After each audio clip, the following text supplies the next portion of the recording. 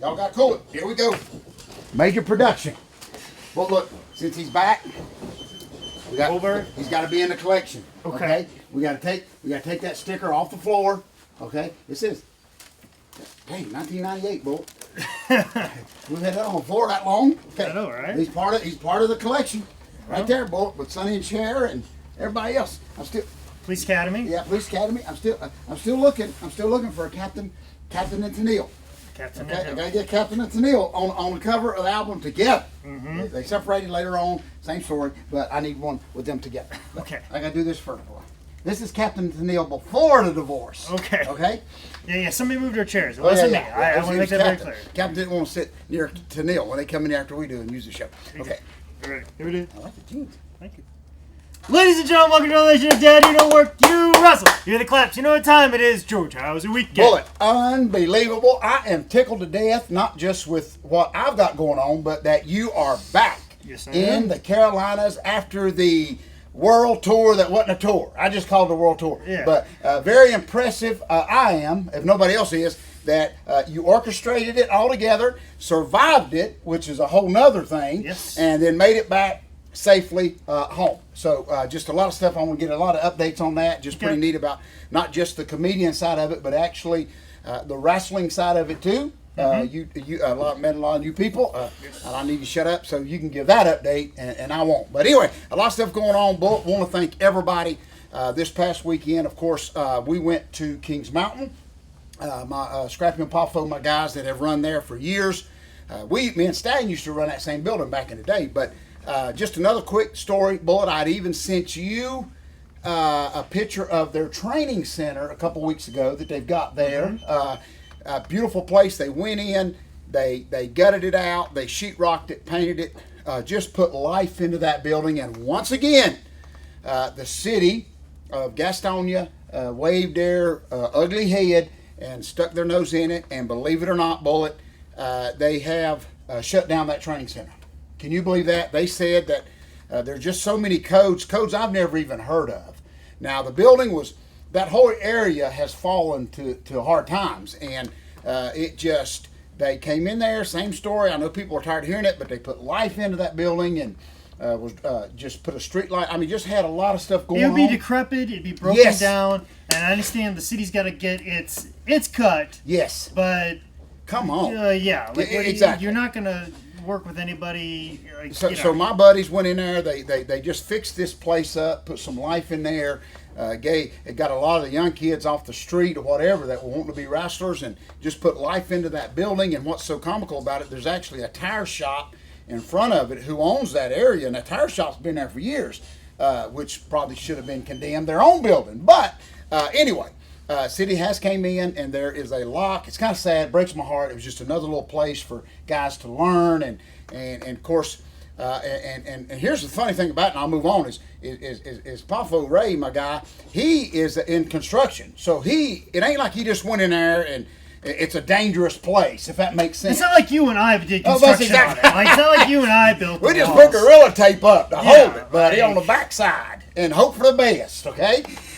But he actually, I was very, very impressed that he did what he did and spent his own money, didn't ask for nothing from the city or anything, and just sad. It really is. And of course, when he talked with them this week, they had a list of codes that I know right now 95% of the buildings in Gaston County do not have those codes. They do not. So it's just, anyway, another sad story. They'll continue to run the Armory in Kings Mountain, but there's a padlock. The city put it on there, and just so much stuff. Even if you wanted to keep it open, you can't. Nobody can. Bullet with just how much it would cost for stuff like that. Just small government getting in the way with regulation. I just did a podcast interview with breweries, and if it wasn't for all of our legality, we'd have 40 more breweries in Charlotte, and like breweries would be like small town bars. Yeah, that's right. And because of all this legal stuff and codes and laws and waiting periods and permits, we're holding everything back. It drives me nuts. I even asked Ray. I said, Ray, what started this? I mean, how did the city even know to come over on this side of town? And it's never to help anybody. No, it's not. It's never to protect. That's right. They're just shaking you down for more money. That's exactly right. And what aggravated me is someone called. That's what the city told him. So the city hadn't even officially. The only time they came by was to put a padlock on the door. But then, of course, I'll move on after this. But anyway, somebody supposedly called and said all this stuff was going on in the building, which I know it wasn't. It was just a good little training center, and they ran shows. A lot of people were able to walk to the building instead of having to drive because it was in that little area. But now, so as of right now, it will go back to being condemned area, pitch dark, no life on that side of town. And I just never, for the life of me, understood that. So, but they'll move on, and I don't think this is probably his second building that they've done that to him for. I don't know. We would just do things a little bit different. I mean, if you went in, I understand having regulation to keep people safe. Yeah, I understand that to the nth degree. But these things are never. But it's never like you get an inspector out there for free. Yeah, you got to pay for him to be out there. That's right. When there's that much money changing hands, it's no longer about people's safety. It's more about making money. And what was funny, one of the biggest complaints, and we could do a whole story on this, but was the parking area. I guess there were some potholes in. And now, what you tell me? What, especially in Gaston County, what Wendy's, what Winn-Dixie, what Food Line, what place doesn't have big potholes in their parking lot? That's exactly potholes in the parking lot? Yes, exactly. I understand the safety. The electrical equipment is building up to code. Right. What'd you use? If you can prove all those things, then good to go. Yeah. Lights are on. That's right. I get that completely. Yep, they sure did. There's a padlock on it. But not having enough bathrooms or not having... Like the door is only 6 inches narrower than it should be. Like, get out of here. That like the second complaint was not just the floor, but that was one of the things. I'm glad you brought that up, and then we'll move on. Is that one of the door ways, even though two people could walk in it like me and you together, it had to be moved over, and it was only like a half inch. It would be easier to get somebody to lose weight to walk through that door than it would to move the door. But anyway, and there's only going to be 50, 60 people in there that's anyways. That's exactly right. But they're putting it up to code as if there's 300 people That's there. Exactly right. So there's a padlock on it. Then you can come in. If they had 300 people in there, gladly. Come on in. Yep. What do we need to fix? Here's a wad of cash. I just will never, and I'll preach that to the day I die. I've just never understood anybody that can shut something, any growth can stop growth. When it doesn't do nothing but help that area, is what I'm saying. I'm from there, so I can say all that. But anyway, padlocks on it. City owns it, back to it. They just fixed it up for the rats and the mice. Let me tell you something. The rats and the mice of Gaston County got a nice place to stay. And all that disease and stuff that's going to settle in, and locusts and all that, they got a nice place to multiply and then destroy us all. Okay? So that's good for you, Gaston County. You just killed us all. Okay? But anyway, bit of a jump there. Bit of a jump. So the end of mankind as we know it started with that padlock. Because now all the disease can grow. Yeah. Because they got a brand new building with brand new sheetrock. That asbestos, all that brand new place to asbesticide, whatever it is. Anyway, a lot of stuff going on, Bullet. Thank you again. I want to hear just a little quick brief, if you don't mind. Great tour up north as you went. A lot of new places. This is places, especially some of the comedy venues that you had never been before. Yeah, absolutely. I was in Dayton. Wednesday night, Rockstar Pro. They've got a fantastic building. I think they're up to code. They were definitely moving something around, and they said something about codes. But that is definitely a fantastic building. They got a fantastic school. They run a show every Wednesday. They just got some TV in the local area to get a little bit more exposure. They also run a big monthly show. They've got a lot of great students there. They got a very great facility. Just great people. Jake Chris, Dave Chris. A lot of guys got a good hold on that whole area, and also too, it's a great venue. They have music come through. They're going to have Rob Van Dam's comedy coming through. It's a really cool venue, really cool place. They're doing a lot of cool things, so make sure you check out Rockstar Pro. I was there Wednesday night. Thursday night, I traveled south, which would be a little bit out of the way where I was headed, but Cincinnati is a very good comedy town, especially on Thursday nights. I, of course, did a very Mooresville-esque type show at a bar. Well, it was a bar and it had like 8 different rooms. They put us in one room, and it was really more of a hallway than it was because people had to walk past us to go to the bathroom. And so there's that, and then there's this really great pizza joint and like really nice part of town. So I got 2 sets in Thursday night. Then Friday night, I went to Columbus, Ohio. Wow. And, a very nice renovated part of town. But I could tell it was definitely being gentrified, and it definitely used to be ghetto because tons of stray animals everywhere. That's a dead giveaway. Chicken bones in the alley, stray animals on the street. This place used to be ghetto. You can't fool me. I know the signs. But very nice wine bar, and very nice people there. And I saw a fantastic headlining comedian. I don't want to say her name because I keep getting it mixed up in my head, but she was fantastic. I'll probably tweet about her more often, and I think she's going to come to Charlotte for a show or something like that. She is fantastic. I would have paid to see her. And the fact that I got to do a little bit of comedy, I put a little money in my pocket and stuff like that, was more than fantastic. So fantastic show Friday night, and then Saturday I was at AIW. It was first time there. I got a please come get back chant, and the Booker heard it, so that counts. It counts. You're in. The Booker heard it. So. Triple H walked out behind the curtain, didn't he? Maybe not quite like that for that magnitude, but definitely maybe about 50 people said that, 50, 60, 80 people. That. Well, 50. There was probably close to 100 there, but maybe about 50 people were chanting, "Please come back." The other 50 were saying, "Please never come back again."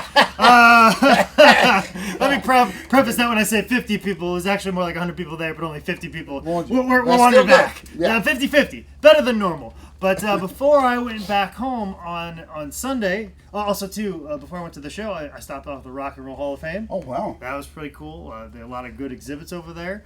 At Saturday, but then Sunday I stopped over at the Pro Football Hall of Fame, and I happened to have picked something up for you. I could not leave the Mecca. I figured if I just gave you the bag, you'd be happy. I would have been very happy. But I got you a little gift. Boy, and I even shared with you. It's so funny, people. Y'all think this is all planned-ish. This is very Johnny Carson-ish, Ed McMahon-ish when they ain't got a clue what's going on. Mostly because Ed McMahon is drunk. Yeah. That's me. I'll be a drunk one. But anyway, before you left, I had shared with you, Bullet, about how I had always been wrestling in that area where this place was. But fans thought, oh, wow, you could stop by. But we were always in and out. Same problem I had. That's exactly. Same problem. But I made a point to have a good time, which is what I've learned more often than not, to make sure that I have a good time on these trips. And I most certainly did that. Bullet, I would have been happy with the bag. Yeah. But to actually have something... Bullet. I'll take that receipt. Take that receipt. There you go. I love that too. I love the receipt. I got to pay it for it, folks, when we get off the air. But that's okay. That's just between us. Yeah. That's business. Oh, boy. I love that. Thank you so much. But I show my people. Yeah. Bullet, I show my people. Okay. I love the receipt too. That's very George South. Okay. Oh, thank you, Bullet. Oh, that means the world to me, Bullet, because I never got to go. Because I was always seeing it from the interstate, because it's right there. It's right there on the interstate. It's mocked me several times at 2 a.m. at night. Yeah. Oh boy, thank you so much. Oh, thank you so much. And I will continue to wear this, as of course my Cowboys are just doing good. I haven't said anything. I don't want to jinx it, Lord. I don't want to jinx it. Of course, I know they're going to win this coming weekend because they're off. So anyway, there was a time they'd actually lose. They were so bad on a weekend off. This is true. Of course, the big decision, Romo's coming back. Everybody's holding their breath. Will he get to play? Will he want? I don't know. I just don't. I love what Troy Aikman said Sunday, who's a diehard Cowboy fan. He said, listen, they try to say that I think Romo should start. He said, no. He said, you do what's best for your team. Oh, I love that, Bullet. I may share that with the students tonight, too. So, no, if you're winning, you keep that momentum going. So anyway, a lot of stuff going on. I'm so glad, Bullet. I'm sure that you will get some return visits back up there. Hopefully. Just so neat, Bullet. Just so great to put all that together. That was more impressive to me, I think, than you actually going. And can I put a quick plug in for our podcast that we shared? Not this one, folks, but The Strangeness of the Land. Yes. That will be coming out not next Monday, but the Monday after that. I just cut the intro for it before I got here. Hopefully you'll be pleased with that, and I'm going to be sending that off here this week, and like I said, it'll be out in 2 weeks. Bullet, I've even got my kids and my grandbaby, so I know we're going to have like 12 people watching it. Okay. It's like it's just like huge. That may be more than I normally get. So. I know it's going to be released about the same time the new season of Walking Dead, kind of the same storyline in both episodes, both shows, but it's a companion piece. Oh yeah, exactly. Folks, I think you'll really, really enjoy this. It is, of course, it's me and my great co-host, but we're right in the middle of the Headlock Ranch, and it's we got junk everywhere. I mean, anything wrestling related is laying around. And we didn't plan it that way. We just happened to sit a camera down in the middle of Wally World. Mm-hmm. And I appreciate you for coming. But we had a great time, and I love stuff like that. Without getting a little sentimentalish here, but I love that stuff because I know. Tapes of mine and Flair from 85 and 86 is still circling around. The stuff that we're doing now, Bullet, these shows here will live longer than the locusts and the plague and the asbestos that's killing everybody, okay? Yeah, that's growing up in Gastonia. Oh, exactly. It's growing up in Gastonia. And my grandbabies, seriously, Bullet, and I'm getting sentimental here for a moment, they will be able, they may be the only ones, but long after the world comes to an end, these shows right here, Dad, You Don't Work, You Wrestle, approaching 200 episodes, which is unheard of in anything in my life to do it for that long.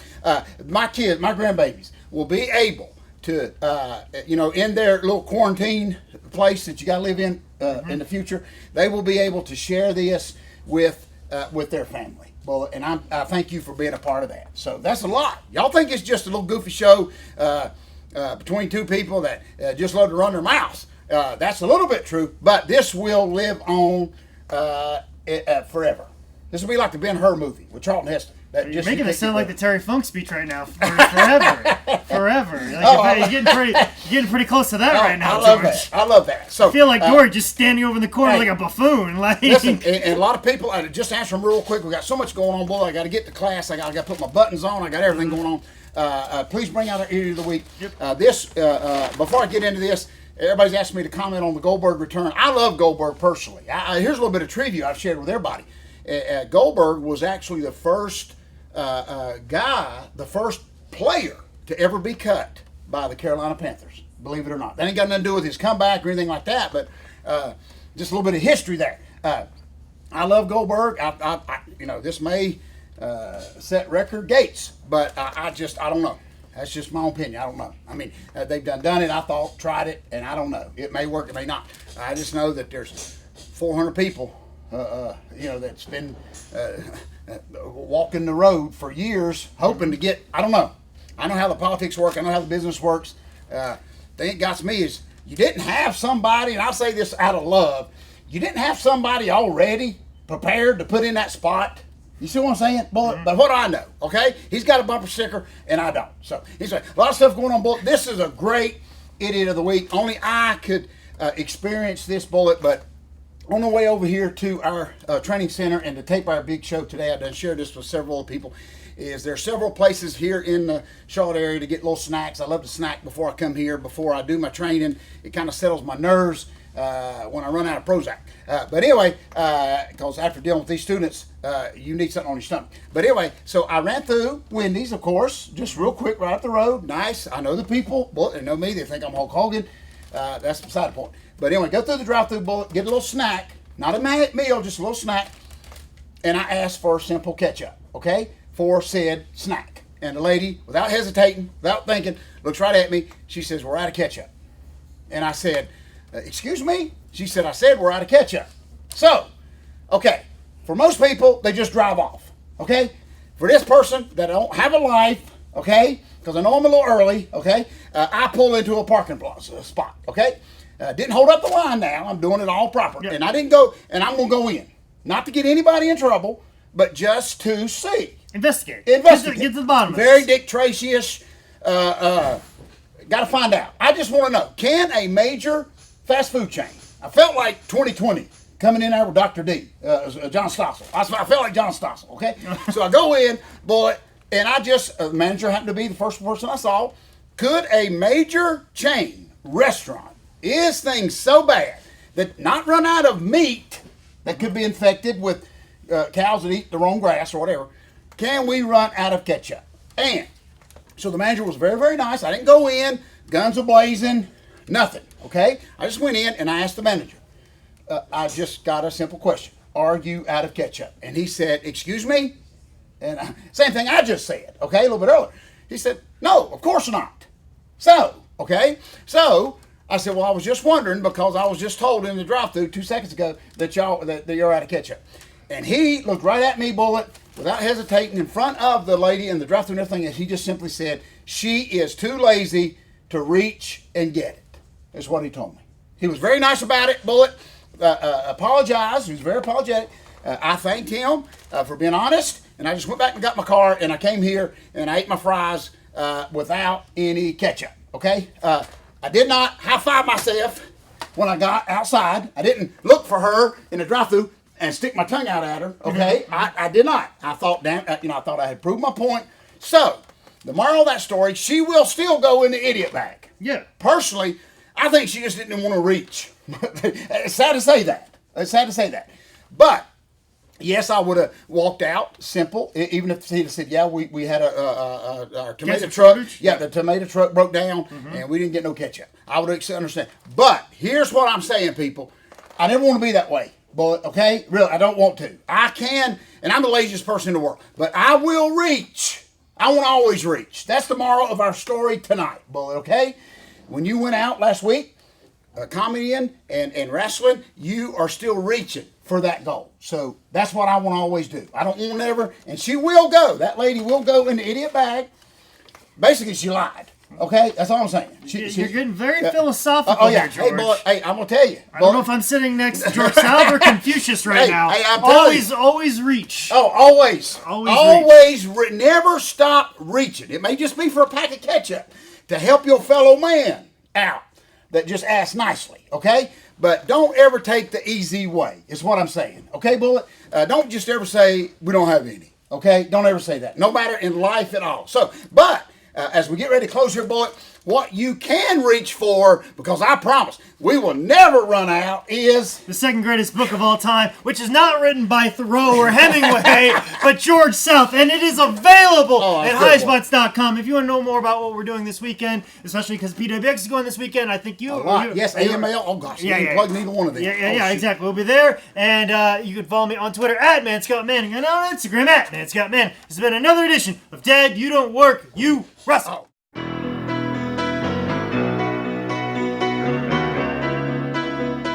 Good show, Bullet. Way to tie it in. That's burnt. We got to do it. Well, thank you for plugging the most important thing of the wrestling event. Well, I figured we'd been on air for like a half an hour. Might as well. Lord forbid, Bullet. Thank you. Good job.